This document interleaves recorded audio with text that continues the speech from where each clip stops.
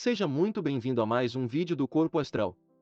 Dando continuidade ao projeto de leitura do livro A Gênese, de Allan Kardec. No episódio de hoje, daremos andamento ao capítulo 3, O Bem e o Mal, lembrando que este capítulo é dividido em 3 seções: Origem do Bem e do Mal, o Instinto e a Inteligência, e Destruição dos Seres Vivos uns pelos Outros.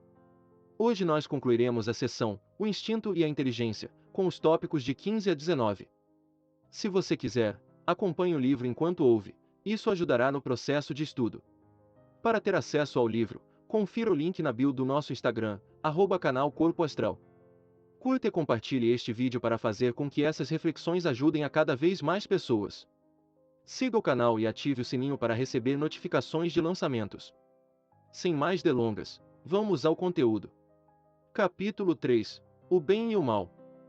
Seção, O Instinto e a Inteligência. Tópico 15. Nesta ordem de ideias, ainda mais longe se pode ir. Por muito racional que seja, essa teoria não resolve todas as dificuldades da questão.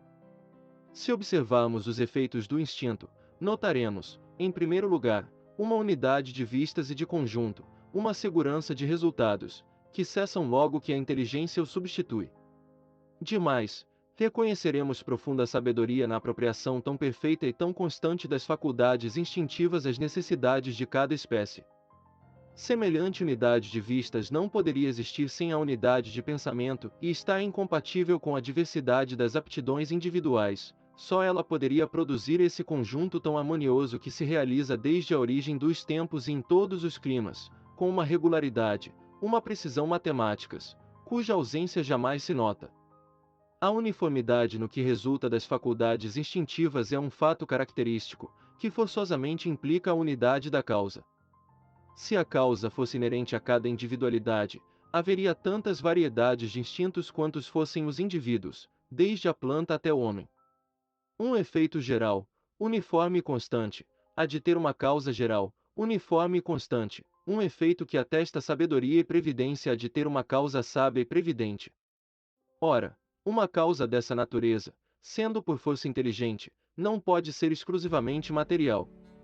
Não se nos deparando nas criaturas, encarnadas ou desencarnadas, as qualidades necessárias à produção de tal resultado, temos que subir mais alto, isto é, ao próprio Criador.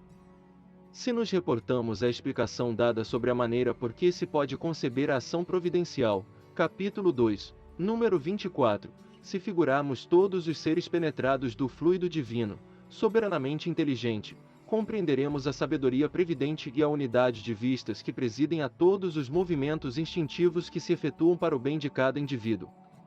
Tanto mais ativa é essa solicitude, quanto menos recursos tem o indivíduo em si mesmo e na sua inteligência. Por isso é que ela se mostra maior e mais absoluta nos animais e nos seres inferiores, do que no homem. Segundo essa teoria, compreende-se que o instinto seja um guia seguro.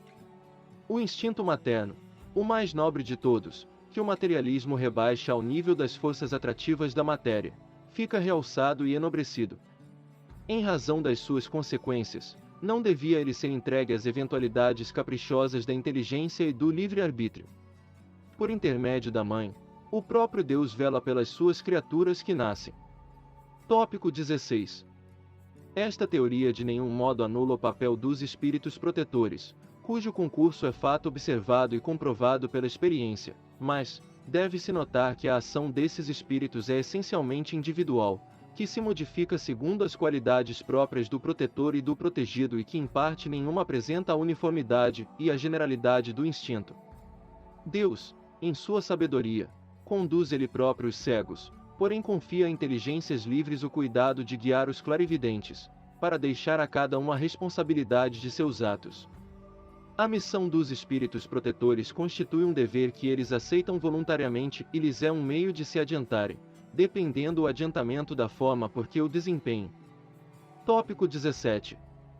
Todas essas maneiras de considerar o instinto são forçosamente hipotéticas e nenhuma apresenta caráter seguro de autenticidade, para ser tida como solução definitiva. A questão, sem dúvida, será resolvida um dia, quando se houverem reunido os elementos de observação que ainda faltam. Até lá, temos que limitar-nos a submeter as diversas opiniões ao cadinho da razão e da lógica e esperar que a luz se faça. A solução que mais se aproxima da verdade será de certo a que melhor condiga com os atributos de Deus, isto é, com a bondade suprema e a suprema justiça. Capítulo 2, número 19. Tópico 18. Sendo o instinto guia e as paixões as molas da alma no período inicial do seu desenvolvimento, por vezes aquele e esta se confundem nos efeitos. Há, contudo, entre esses dois princípios, diferenças que muito importa se considerem. O instinto é guia seguro, sempre bom. Pode, ao cabo de certo tempo, tornar-se inútil, porém nunca prejudicial. Enfraquece-se pela predominância da inteligência. As paixões, nas primeiras idades da alma, têm de comum com o instinto serem as criaturas solicitadas por uma força igualmente inconsciente. As paixões nascem principalmente das necessidades do corpo e dependem, mais do que o instinto, do organismo. O que, acima de tudo, as distingue do instinto é que são individuais e não produzem, como este último, efeitos gerais e uniformes, variam, ao contrário, de intensidade e de natureza, conforme os indivíduos. São úteis, como estimulante, até a eclosão do senso moral, que faz nascer de um ser passivo, um ser racional. Nesse momento, tornam-se não só inúteis, como nocivas ao progresso do espírito, cuja desmaterialização retardam. Abrandam-se com o desenvolvimento da razão. Tópico 19. O homem que só pelo instinto agisse constantemente poderia ser muito bom, mas conservaria adormecida a sua inteligência. Seria qual criança que não deixasse as andadeiras e não soubesse utilizar-se de seus membros. Aquele que não domina as suas paixões pode ser muito inteligente, porém, ao mesmo tempo, muito mau. O instinto se aniquila por si mesmo, as paixões somente pelo esforço da vontade podem domar-se. Este foi o vídeo de hoje. Se você gostou, compartilhe com seus amigos, e ajude a esse conteúdo chegar mais longe. Para mais vídeos, acesse nosso canal e confira nossas playlists. Nos ajude a manter o canal contribuindo com qualquer quantia em nosso Padrim, Apoia-se, ou no Patreon. Parte dos valores arrecadados serão doados para instituições de caridade todo final do mês, e o comprovante da doação é divulgado em nosso Instagram.